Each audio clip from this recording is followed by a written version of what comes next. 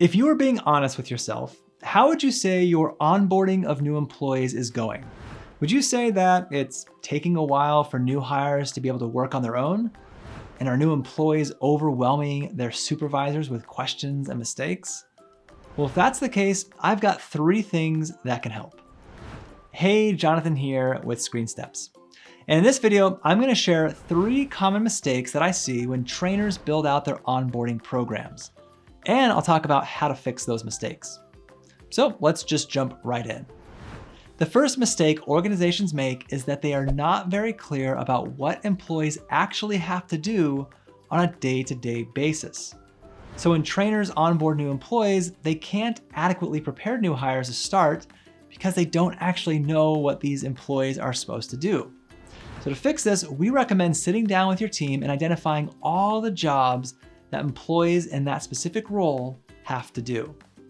And we help companies run these meetings, and every time they find it incredibly helpful to get a list of what new hires actually need to do.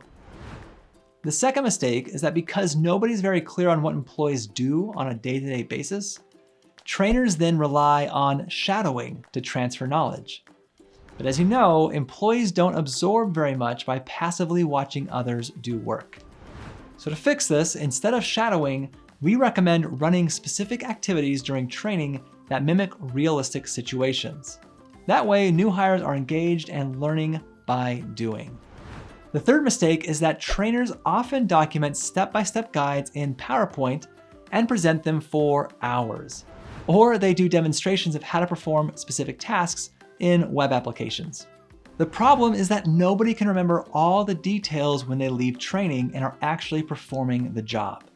So to fix this, we recommend creating what we call an internal Google that has digital guides that employees can easily find and follow. That way, employees don't have to rely on their memories.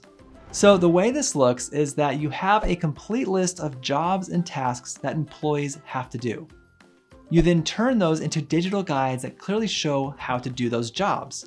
And when you run training activities during onboarding, employees can find those guides and follow them. Not only does that get them engaged during training, but employees can also reference those guides after training is over.